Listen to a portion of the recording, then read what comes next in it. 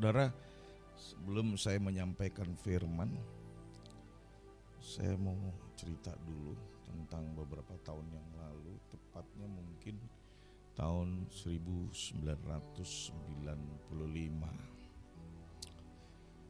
Setelah saya melayani beberapa tahun di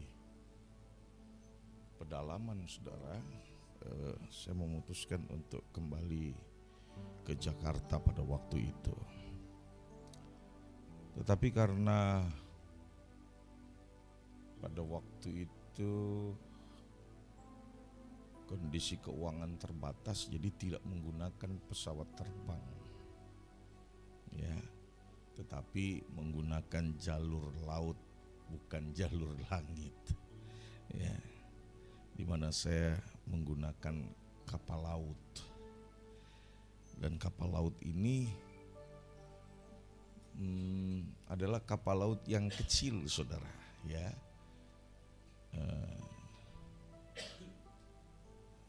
Karena ongkosnya lumayan murah pada waktu itu, karena uang yang tersedia pun tidak banyak. Jadi saya membeli tiket dan kami naik kapal. Dan ternyata di dalam perjalanan mungkin baru kurang lebih 5 jam dari 36 jam 46 jam perjalanan. Ya, agak sedikit lama, saudara. Biasanya 32 jam. Ini 46 jam, mungkin karena kapalnya kecil. Itu baru 5 jam. Gelombang sudah tinggi. Itu sekitar 2-3 meter. Dan saya mulai mabuk di sana, saudara. Saya bilang ini gelombang ini memang seperti ini nggak? Oh iya Pak, ini biasa katanya. Masih gelombang yang biasa. Tetapi kadangkala kami harus menghadapi gelombang yang 8-16 meter. Jadi bisa dibayangkan seperti apa keadaan di kapal. Dan memang betul-betul Tuhan izinkan saya alami itu, saudara. Ya, air itu masuk sampai ke dalam kapal. Ya, kengerian dihadapi di sana. Tapi buat mereka itu biasa aja, saudara. Karena memang masih belum masuk kondisi dangerous atau berbahaya, belum. Tapi saya betul-betul sudah mabuk. Ya, hanya bisa mengeluarkan sesuatu dari dalam perut seperti itu selama kurang lebih 46 jam, ya, hampir 3 hari. Sampai di Jakarta, saudara, saya merasa nggak sehat walaupun sudah ada di daratan, tetapi rasanya masih goyang begitu, saudara. Ya, itu kurang lebih 1 bulan betul-betul. Sampai akhirnya orang bilang ini mungkin sakit malaria menurut dokter yang satu. Tapi dokter yang satu lagi bilang ini tipes. Ya, jadi ada 3 dokter, saudara, mendiagnosa penyakit yang saya alami. Itu adalah penyakit yang biasa dialami kalau orang-orang baru dari pedalaman gitu. Ya, sampai dibawa ke rumah sakit pun nggak bisa hilang, saudara. Nah, kemudian kami, ya, papa saya kedatangan tamu, saudara. Dia adalah seorang marinir, ya, KKO. Terus ngobrol-ngobrol, itu anak saya baru dari pedalaman, dia sakit nggak bisa bangun dari tempat tidur, bumi kayaknya bergoncang.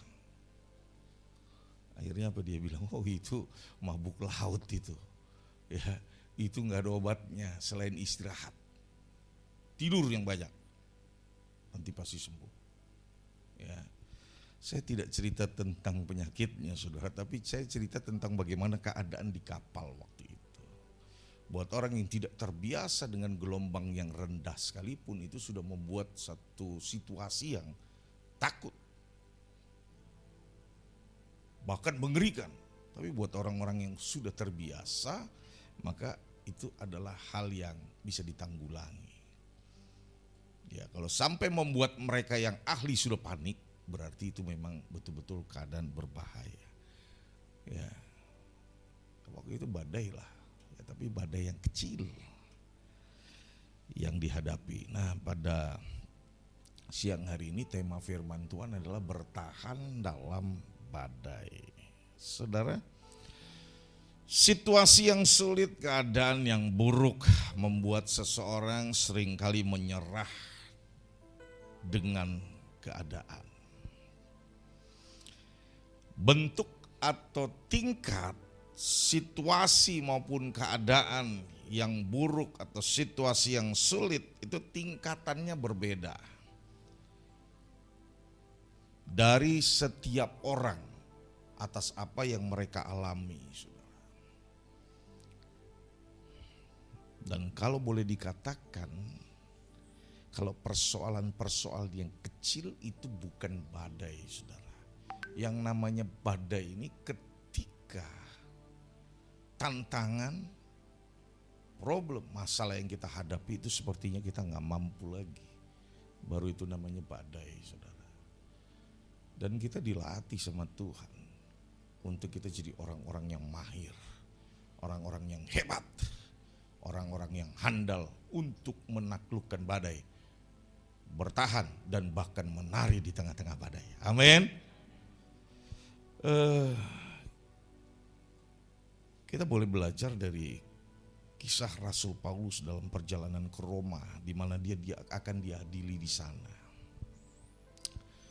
Saudara, kita ambil titik tolaknya itu dari Sidon. Dari Sidon menuju ke Italia. Ya, di situ Rasul Paulus dengan seluruh rombongan, kalau nggak salah 276 orang, itu mengalami seperti apa yang saya alami dalam perjalanan tadi, saudara. Mungkin lebih hebat situasinya, keadaannya. Sehingga ada beberapa kali di antara mereka mengalami kepanikan yang luar biasa, ya. Namun kemudian dalam waktu yang lain, karena itu kalau nggak salah sampai 14 hari dalam perjalanan, dalam hari yang berbeda, saudara, badai itu datang lagi. Dan bukan hanya beberapa di antara mereka yang panik karena mungkin tingkat badainya lebih tinggi lagi atau lebih berat lagi, lebih kuat lagi, maka hampir seluruh penumpang itu mengalami kepanikan, termasuk awak kapal. Jadi kalau awak kapal sudah panik, itu berarti keadaannya sudah berbahaya. Namun di sini kita lihat di dalam peristiwa ini, saudara, bahwa Rasul Paulus tetap ada dalam tingkat ketenangan yang sangat tinggi. Orang lain panik di sana, tetapi dia tetap tenang. Orang yang tenang pasti dapat melihat dan memperhitungkan segala sesuatu dengan baik, bahkan sempurna. Amin. Dan bahkan dia dapat mengerti ataupun menerima petunjuk dari Tuhan. Orang yang panik susah, saudara, untuk bisa mendengar petunjuk dari Tuhan. Maka yang ada kepanikan. Kita mau belajar dari peristiwa ini. Nats panduannya ada dalam kitab Kisah Para Rasul 27 ayat 29. Ya. Coba belum bergeser ya.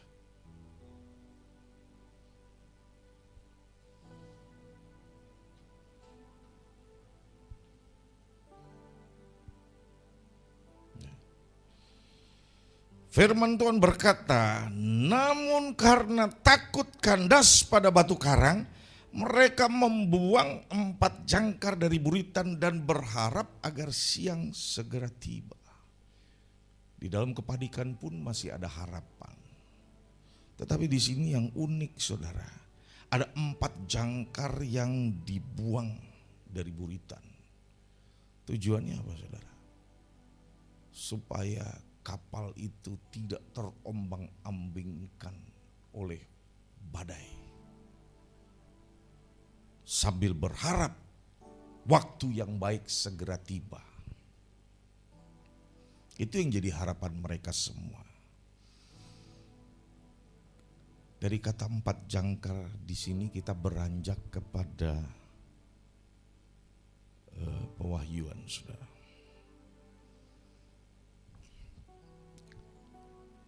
Ada 4 jangkar yang dibuang dari buritan ke dalam lautan.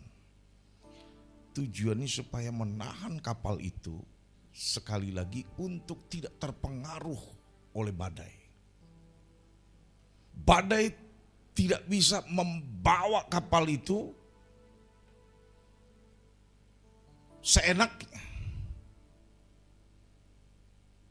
Karena jangkar sudah dibuang ke dalam laut. Dan jangkar itu akan menahan perahu itu atau kapal itu untuk tetap bertahan di posisinya.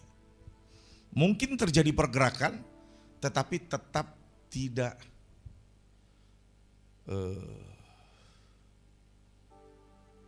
terlalu berat dorongan atau tarikan yang dihadirkan atau didatangkan oleh badai. Relevansinya di dalam kehidupan kita adalah perahu ini merupakan gambaran daripada kehidupan kita. Orang percaya, di sini tidak lagi bicara tentang orang yang tidak percaya. Ini orang yang sudah percaya kepada Tuhan. Kemudian badai itu merupakan situasi atau keadaan yang sedang dialami. Dan cara mengatasinya ada 4 hal di sini, saudara. Ya, yang pertama, melihat ketujuan bukan ke masa lalu. Seringkali yang menjadi penghambat seseorang untuk maju ke depan itu adalah selalu mengingat apa yang ada di belakang. Bangsa Israel terhambat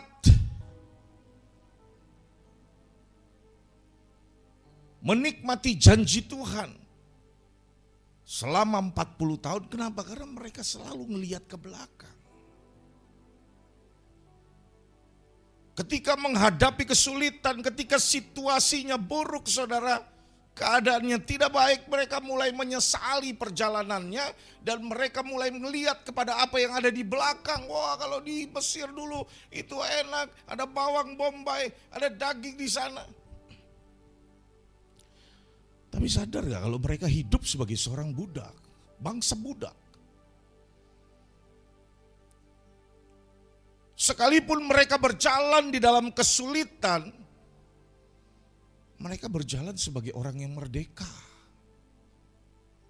Menuju kepada janji Tuhan digenapi. Di dalam Filipi 3 ayat 13 berkata, saudara-saudara, aku sendiri tidak menganggap bahwa aku telah menangkapnya. Tetapi ini yang kulakukan, aku melupakan apa yang telah di belakangku dan mengarahkan diriku kepada apa yang di hadapanku. Saudara, dengan tingkat tantangan, situasi yang dihadapi oleh Yesus, pada waktu dia akan memikul tanggung jawab dari Bapa Yahweh untuk mati di atas kayu salib, itu tidak mudah. Saya mau katakan pergumulan yang dia hadapi begitu berat, maha berat.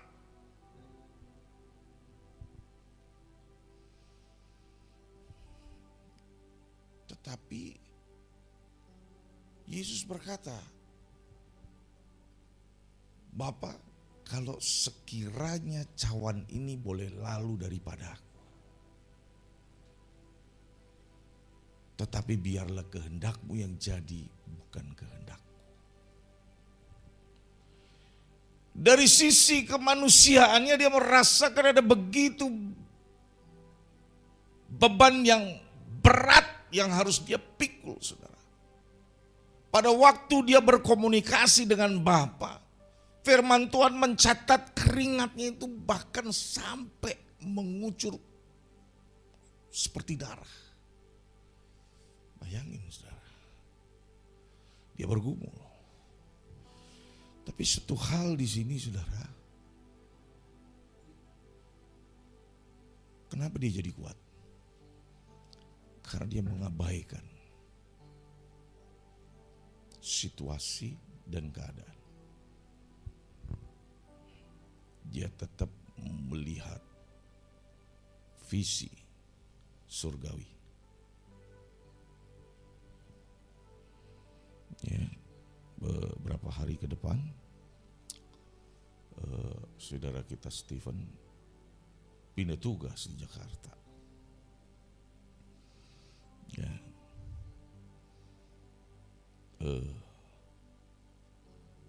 ketika memasuki area, saya katakan ini area yang lebih tinggi, tingkat tantangannya pun pasti lebih tinggi. Tapi percaya, kau sudah dapat visi dari gereja ini. Dan kalau engkau terus memang kepada visi surgawi yang Bapa beri, maka engkau akan mencapai destinimu. Bahkan setiap kita.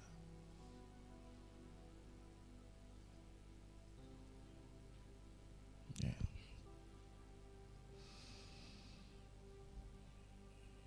Paulus bisa kuat menghadapi tantangan yang juga sangat berat, saudara. Dia diadili bukan karena kesalahannya. Dia diadili karena dia memberitakan kebenaran. Dia menyampaikan apa yang menjadi isi hati Tuhan. Dia diadili, saudara. Dia akan dihukum. Kalau kita salah, kita dihukum. Itu adalah sesuatu hal yang wajar.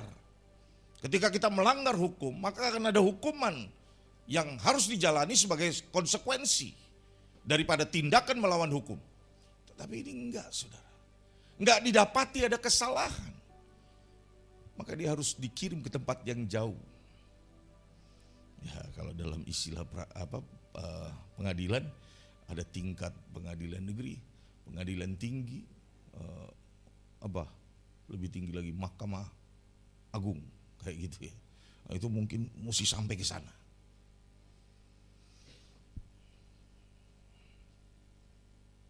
Pertama, sudah dianiaya mental. Kedua, mengalami penderitaan dalam perjalanan. Tapi dia bisa kuat. Kenapa? Sekalipun situasi buruk, keadaannya sulit, dia menghadapi badai, dia tetap bisa tenang kok. Ya.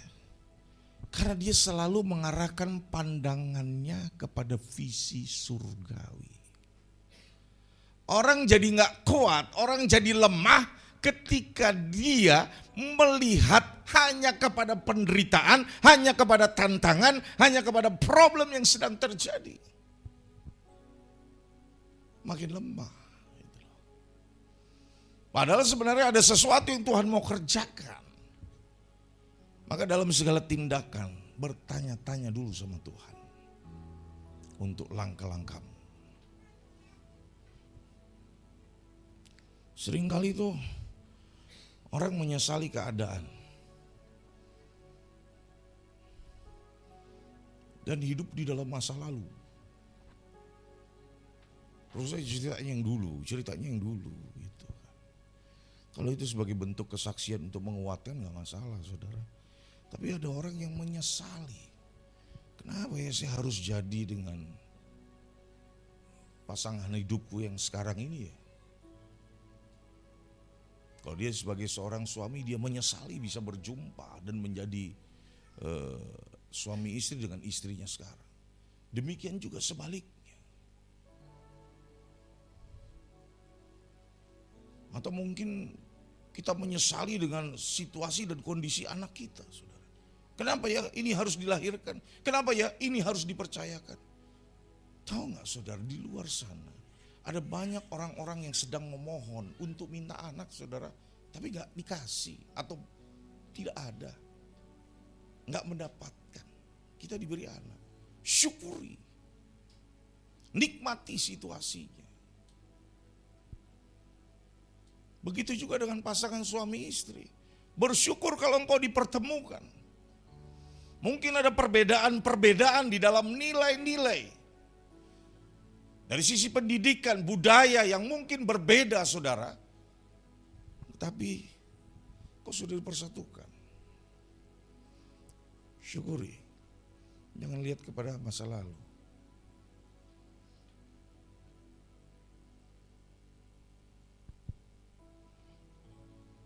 Saudara, ada beberapa kasus terjadinya CLBT. Apa ya? Cinta lama bersemi, CLBK, apa itu? CLBK, cinta lama bersemi kembali. Itu dari mana, saudara? Mulai dari reuni. Ya, makanya kalau menurut saya nggak guna itu acara-acara reuni. Ya, nggak perlu dihadiri lah. Kalau hadir bawa pasangan hidupmu, itu lebih baik. Tunjukkan siapa pasangan hidup, banggakan dia. Ya. Karena seringkali mulainya dari situ, saudara, perselingkuhan, perceraian. Karena ingat masa lalu, kita tidak lagi hidup di masa lalu. Realitanya kita sudah hidup di masa kini, masa sekarang ini. Amin. Sudah ada tanggung jawab di situ yang harus kita pikul, yang harus kita selesaikan, yang harus kita bangun. Maka disuruh lupakan. Begitu juga dengan perbuatan-perbuatan dosa kita, suruh lupakan. Supaya kita tidak melakukan lagi. Begitu juga dengan pasangan hidup, lupakan dosa-dosa pasangan hidup. Supaya mereka dibebaskan daripada keterikatan dengan dosa. Dan jangan kembali lagi gitu loh. Jangan balik lagi. Ada seumpama yang ngerokok, balik lagi ngerokok gitu. Kenapa? Karena jengkel gitu. Itu juga jangan, nggak boleh. Ya, bertahan supaya kemuliaan Tuhan dinyatakan. Amin. Ini contoh aja. Ya. Jangan hidup di masa lalu. Post power syndrome. Saya dulu begini begitu. Saya orang yang hebat begini begitu. Gak perlu, saudara, buktikan sekarang bahwa Tuhan bekerja di dalam kita dengan dahsyat. Amin. Itu yang paling penting itu. Nah kemudian, ya, ini masih di bagian yang pertama, menerima dan melupakan peristiwa yang traumatik. Jadi jangan lagi, saudara, kita takut dengan keadaan yang buruk yang pernah terjadi di dalam hidup kita.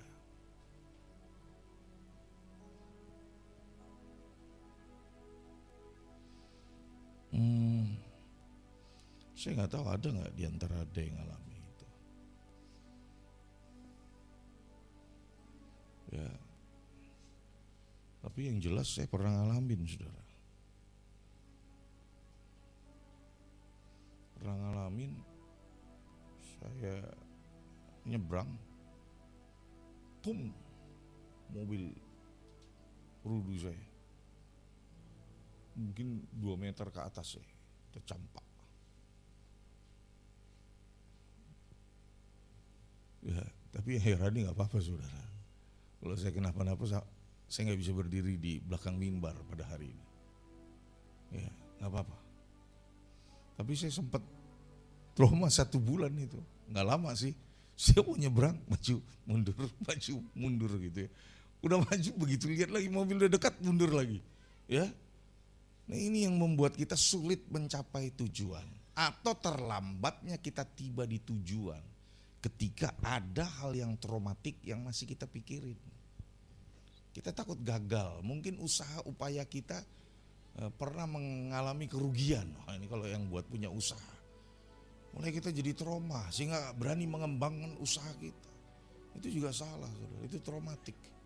Itu mesti dibuang. Segala sesuatu mesti dicoba, dan di dalam penyertaan Tuhan pasti ada pertolongan. Amin. Dan pertolongan itu tepat pada waktunya. Tidak terlalu cepat, tidak akan pernah terlambat. Dia tahu waktu yang terbaik bagi kita untuk memberikan pertolongan kepada kita, buat membantu kita. Amin. Nah, yang kedua,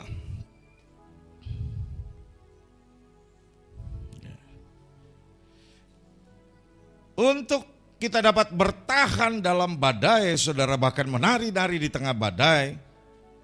Yang kedua, lihatlah janji Tuhan bukan pada masalah. Kita harus terus belajar untuk melihat kepada janji Tuhan. Walaupun situasinya atau keadaannya buruk, tidak baik.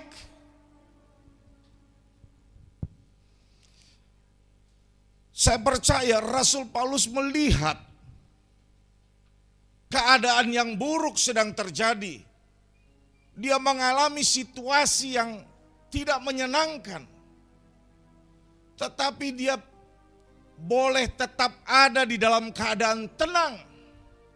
Dia tidak panik, tidak seperti kebanyakan orang. Kenapa? Karena dia terus melihat kepada janji Tuhan.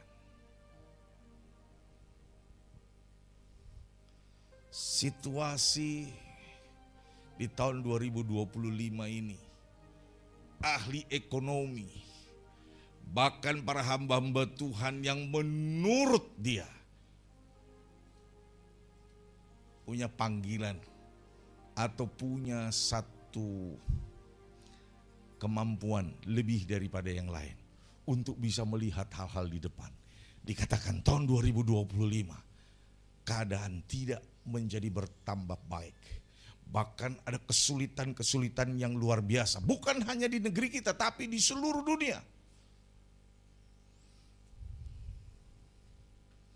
Saya percaya, saudara, kalau kita tetap memandang kepada janji Tuhan, kita tetap akan jadi orang yang tenang.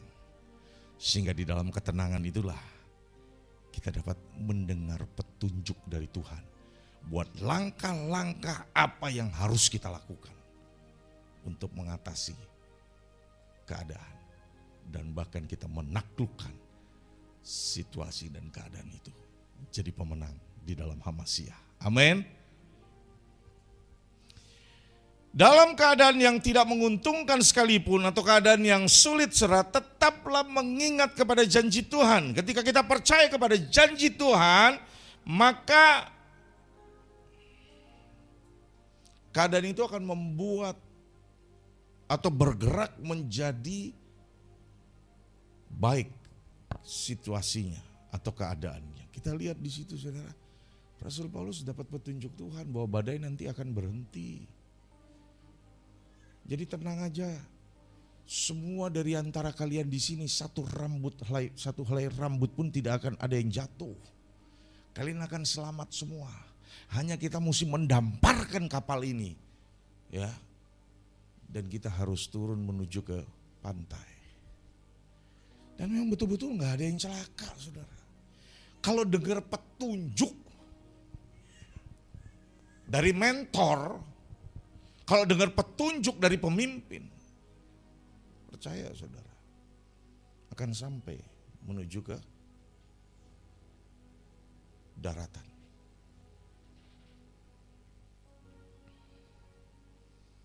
Jadi sekalipun kesulitan itu kita lihat atau ya secara kemampuan manusia kita berpikir berat. Tapi percaya kalau kita lihat janji Tuhan jadi ringan itu. Jadi enteng itu. Karena ternyata di balik sesuatu yang sedang terjadi, Tuhan sedang mempersiapkan juga sesuatu yang hebat buat kita. Amin. Dan yang ketiga, Ya, untuk kita dapat bertahan dalam badai. Yang ketiga, ya, jangkar yang ketiga, lihat pada hadiah Tuhan, bukan pada luka-luka. Orang seringkali terhambat untuk maju karena ada luka-luka. Enggak maksimal. Mau berfellowship dengan Tuhan juga jadi terhambat. Kenapa? Karena ada luka-luka. Betul saudara. Saya sebagai seorang hamba Tuhan pernah ngalamin ini. Dan ini menurut saya satu keadaan yang alami, natural. Ketika itu dihadapi atau diperhadapkan kepada seseorang.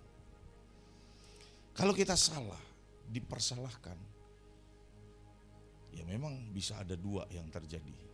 Bisa nerima atau malah marah gitu ya. Tapi lebih banyak nerima. Tapi kalau kita benar terus dipersalahkan, ini susah kali kita bisa terima. Apalagi kalau sudah banyak korban di situ. Korban tenaga, korban biaya. Rasanya. Apalagi kalau ditunjuk-tunjuk sama orang banyak saudara. Rasanya gak bisa terima. Dan itu berlangsung bertahun-tahun. Sudah berdamai belum? Sudah. Sudah salaman belum? Sudah. Tapi sininya belum. Ininya sudah. Yang rugi siapa? Diri sendiri. Ketika mau bersekutu, terhambat itu rasanya hadirat Tuhan. Ketika petunjuk mau turun, terhambat sampainya. Malah bisa-bisa gak nyampe. Ya toh. Karena itu tadi. Dan bahkan yang rugi kena penyakit saudara. Dan saya alami ini saudara, ketika saya mendengar namanya disebut saudara. Seperti ada pisau yang menyayat hati. Ketika saya lihat dari kejauhan saudara, wah itu dia. Saya akan menghindar. Padahal kalau ditanya sudah berdamai, sudah. Sudah. Pakai bahasa rohani, sudah dilupakan, tapi sininya belum. Pengampunan itu harus sampai ke sini, baru beres. Tuhan bilang, ketika engkau mau beribadah, bereskan hatimu. Jangan lagi ada sakit hati, jangan lagi ada dendam, kepahitan, jangan. Menjaga hubungan boleh aja saudara. Ya, kita sudah tahu di situ pernah terluka oleh sesuatu atau oleh seseorang, ya kita jangan balik lagi. Itu. Karena ada kemungkinan akan ada luka lagi yang ditimbulkan. Bekas luka tidak akan hilang. Tapi jangan kita simpan. Luka-lukanya itu lupain. Ya, kalau kita mau menikmati manisnya madu kehidupan dalam hubungan suami istri, dalam hubungan kita dengan Tuhan, dalam hubungan kita dengan anak orang tua, saudara. Jangan ada kepahitan. Siapa anak kita adalah gambaran daripada siapa kita. Itu. Jangan persalahkan anak. Justru harus diperjuang ketika keadaannya belum benar. Harus dibenerin. Jangan malah dimusuhin. Ya. Begitu juga orang tua, kalau orang tuanya belum benar, ya kita harus menjadi saksi supaya orang tua ada dalam kebenaran. Mengerti tentang kebenaran dan nilai-nilai hidup.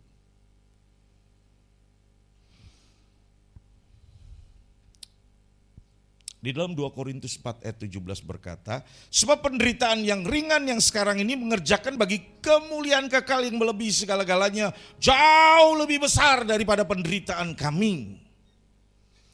Apa yang terlihat seringkali menipu, percaya. Untuk apa yang tidak kita lihat atau tidak terlihat, yaitu Tuhan dengan janji-janjinya.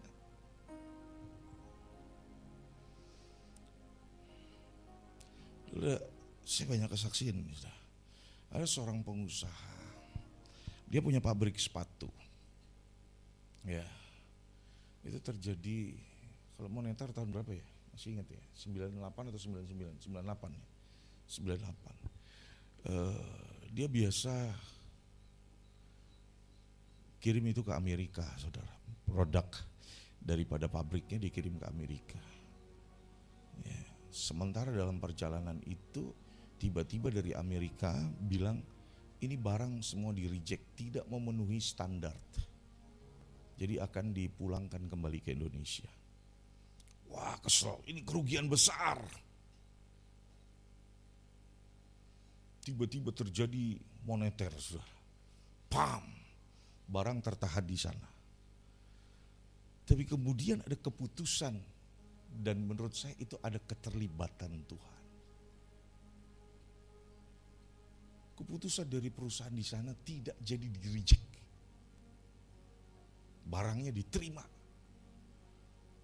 Dan pembayaran tentunya harus pembayaran yang pada saat itu sedang terjadi nominalnya. Jadi kita bisa lihat di awalnya seperti dilihat akan mengalami sebuah kerugian yang fatal. Tetapi Tuhan ubah situasinya. Terjadi moneter kan harga naik semua, dolar naik sampai 15.000 karena dari Amerika mesti bayar dia pakai dolar dan dia terima dolar. Ternyata ada keputusan yang berubah di sana bahwa barang itu jadi untuk diterima, tapi pembayarannya tetap beda, gitu. Lebih bagus lagi, saudara. Jadi apa? Jadi kaya raya. Dari rugi Tuhan balik jadi kaya raya. Situasi yang buruk gampang kok, saudara. Kalau Tuhan mau rubah itu sekejap aja, saudara. Seperti membalikkan telapak tangan yang sudah sering kali saya bilang. Kalau Tuhan mau berkemurahan, dia balikkan tangannya, maka kemurahan Tuhan terjadi atas kita. Amin. Jadi jangan tertipu dengan apa yang dilihat. Itu kan sudah dibilang, wah cancel. Tapi dia percaya dengan janji Tuhan. Pasti Tuhan mau ngerjakan yang jauh lebih baik daripada ini. Nggak bersungut-sungut, ya itu pasti miliaran, saudara. Dia nggak bersungut-sungut, nggak ngomel-ngomel, nggak marah sama Tuhan. Akibatnya Tuhan rubah situasinya. Jadi keuntungan yang besar. Karena tidak ada mahkota tanpa penderitaan. Enggak ada kemuliaan tanpa salib. Ya. Tidak ada kasih karunia tanpa kita menerima Yesus sebagai bentuk proses daripada hidup dalam kasih karunia. Dan yang keempat, jangkar yang keempat nih, saudara. Tetap terus mengasihi orang yang dipercayakan Tuhan. Kisah Para Rasul 20 ayat 29. Sebab aku mengetahui bahwa setelah kepergianku serigala-serigala ganas akan masuk ke antara kamu dengan tidak menyayangkan kawanan itu. Suatu kali para murid nih ribut nih. Siapa yang paling hebat, siapa yang paling jago di antara kita? Guru, ayo boleh beri penilaian. Yesus terus ngomong apa? Halo? Dia yang terbesar adalah dia yang melayani. Nggak perlu dengan ucapan, saudara. Tuhan tahu. Kalau hanya ngomong nanti akan begini, nanti akan begitu, nonsense. Tindakan. Ya. Ini ada testimoni, saudara, kesaksian sekali lagi sebelum kita tutup. Ini seorang gembala di Rwanda, di mana pada waktu itu terjadi kerusuhan atau apa ya, ada orang bilang genosida antar etnis. Ada 3 etnis di Rwanda, Hutu, Tutsi, dan Twa. Hutu ini 85%, Tutsi ini 14% dari populasi, dan Twa ini 1%. Dan persaingan yang terjadi itu dari etnik Hutu dan dari etnik Tutsi tahun 1995 mengakibatkan orang-orang Tutsi itu yang terdata oleh PBB itu 800.000 yang mati, saudara. Itu yang terdata. Jadi diprediksi antara 800 sampai 1 juta orang yang mati ya dari pertikaian etnik. Nah ini gembala ini dari suku Tutsi, saudara. Ya, dia pendeta. Sekali waktu persaingan itu memang semakin kental. Kenapa?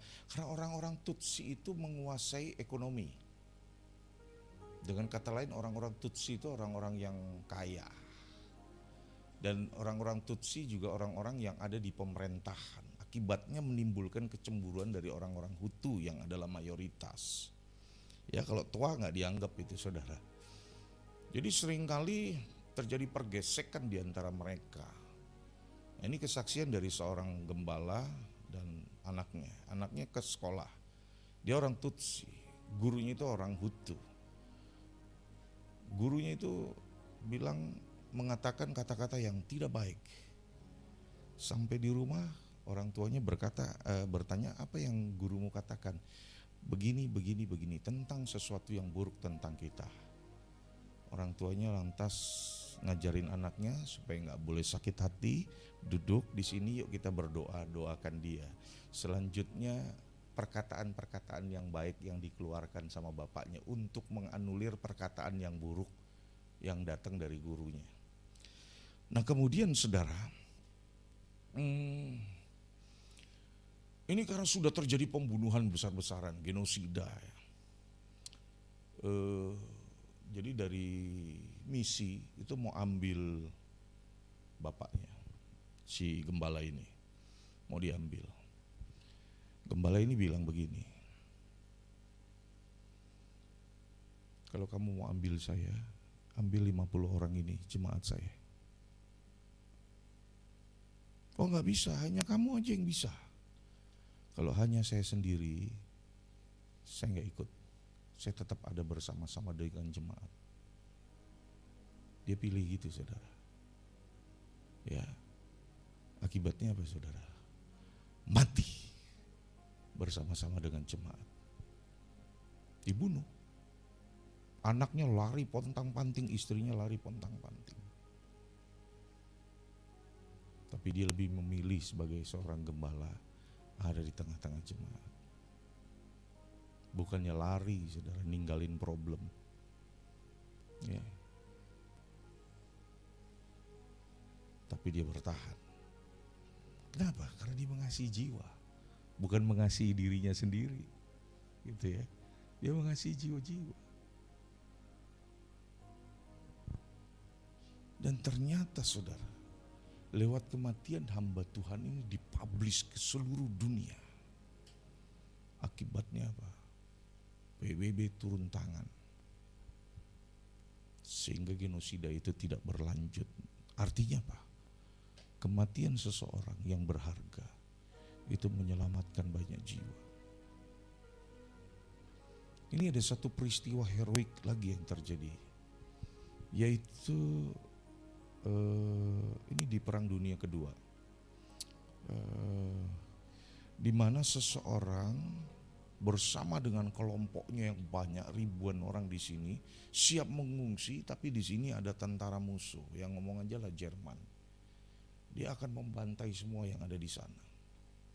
Dari seberang sini menuju ke sana. Ini ada jembatan.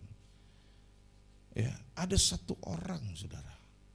Dari sekian banyak orang, karena nggak ada yang bersedia, saudara. Lebih mikirin nyawa sendiri, urusan sendiri, problem sendiri. Nggak ada yang mau berkorban, saudara. Tapi satu orang ini berkorban, dia turun ke bawah jembatan, saudara. Dia siapkan dinamit. Diledakkan jembatan itu. Tapi konsekuensinya, dia tertimbun, dia mati. Tapi kematian dari satu orang menyelamatkan ribuan jiwa-jiwa. Seperti itulah Yesus, saudara. Kematiannya di Kalvari itu bukan sesuatu yang tidak berguna, tetapi itu demi menyelamatkan miliaran manusia dan menyelamatkan Anda dan saya. Saudara, anak daripada gembala tadi yang sudah berkorban menjadi seorang martir, Sekarang jadi seorang gembala di Kanada. Ya, di Kanada, saudara. Jemaatnya banyak, ribuan, saudara. Orang Afrika diangkat derajatnya sama Tuhan karena ada orang tua yang berkorban. Mungkin waktu gak sampai sama kita, saudara, atas apa yang sudah kita perjuangkan. Tapi itu akan dilanjutkan anak-anak cucu kita yang akan menerima. Amin. Apapun yang kita kerjakan untuk Tuhan gak sia-sia. Abraham dibenarkan, anak cucunya pun dibenarkan karena kebenaran Abraham. Sebab itu kita harus ngerti bahwa seperti Yesus alami kematian, menyelamatkan orang yang banyak, gembala ini sudah lakukan hal yang sama. Kenapa? Karena dia mengasihi orang-orang. Dan kita semua, pesan Tuhan hari ini adalah harus mengasihi orang-orang agar mereka dapat mengenal Tuhan. Kalau kita ego, gimana keluarga kita bisa mengenal Tuhan? Orang perilaku kita masih mikirin diri sendiri. Bagaimana kemuliaan Tuhan bisa terpancar? Ya melalui kebaikan kita yang karena kita kasihi mereka, maka kita tidak jemu, tidak berat untuk melakukan kebaikan. Amin. Biarlah 4 jangkar ini ketika engkau turunkan dari kapalmu, dari buritan kapalmu, kapalmu tidak akan goyang. Kapalmu akan tetap berdiri teguh di tengah-tengah gelombang badai kehidupan ini. Amin. Bapa Yahweh di dalam Tuhan Yesus HaMashiach memberkati kita semua.